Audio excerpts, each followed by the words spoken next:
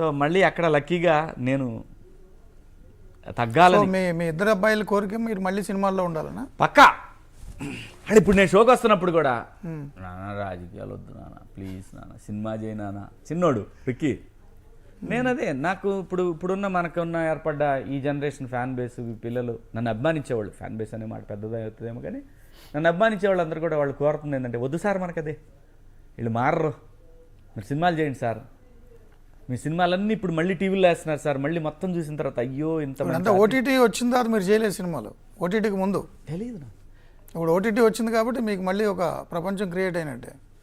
డెఫినెట్గా అండి. ఎందుకంటే ఇప్పుడు డిజిటల్ బిగ్ బాస్లో శివన్నగా అందరికీ తెలిసారు కాబట్టి డిజిటల్ జనరేషన్కి బిగ్ బాస్ అనేది శివాజీ మళ్ళీ యాక్ట్ చేస్తాడనే దానికి ఉపయోగపడిద్దని నేను ఎక్స్పెక్ట్ చేశాను. సో అలాగే నిజంగానే వచ్చిన దగ్గర నుంచి స్క్రిప్ట్లు వింటానే ఉన్నాను. ఒక 4 స్క్రిప్ట్లు విన్నాను నేను. ఒకటైతే నాకు బాగా నచ్చింది. సో అడ్వాన్స్ ఇస్తే అనౌన్స్ చేద్దాం అనుకున్నా.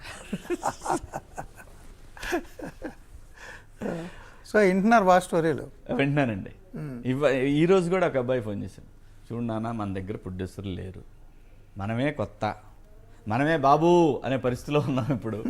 సో కాబట్టి నీ దగ్గర ప్రొడ్యూసర్ ఉన్నాడు, వాళ్ళ కథ నచ్చింది, అప్పుడు నువ్వు నాకు చెప్పు, నేను వింటా.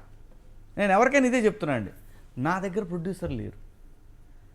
సో సార్ మీరు ఇంకొకటి ఫోన్ చేశారు, సార్ మీరు మీరు ముగ్గురు కలిసా, ఒరే అది షార్ట్ ఫిల్మ్ రా, షార్ట్ మూవీ రా, అది కరెక్ట్, నేను సినిమా తీయట్లేదు రా దాన్ని, సినిమా అని పెద్ద ఏదో ఒక 1/2 అవర్ 45 మినిట్స్ 1 అవర్ లోపు ఓ షార్ట్ ఫిల్మ్ లాంటిది తీద్దాం, షార్ట్ మూవీ లాంటిది తీద్దామని ఆశరా. అదేముంది, మనం రెడ్ కెమెరాలో చిన్నది చేసేయచ్చురా, మేము లైట్లు ఉన్నా లేకపోయినా న్యాచురల్ ఫిల్మ్ తీద్దామనే ఆశ.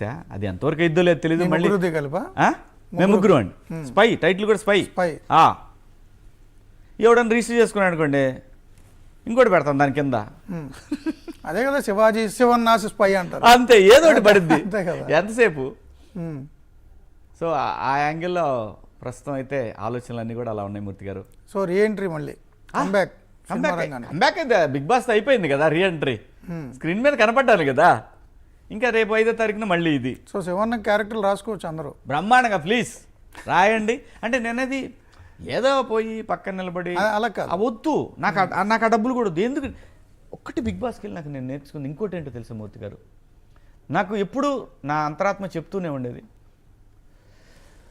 డబ్బులకి వేగం పడకో, నువ్వు పడ్డా రావు, వస్తాయి అవి, నీ డెస్టినీలో నీకు ఎంత రావాలి డిపాజిట్ అదంతా కూడా ఇట్స్ ఆల్ ప్రోగ్రామ్ చేస్తుంది అది.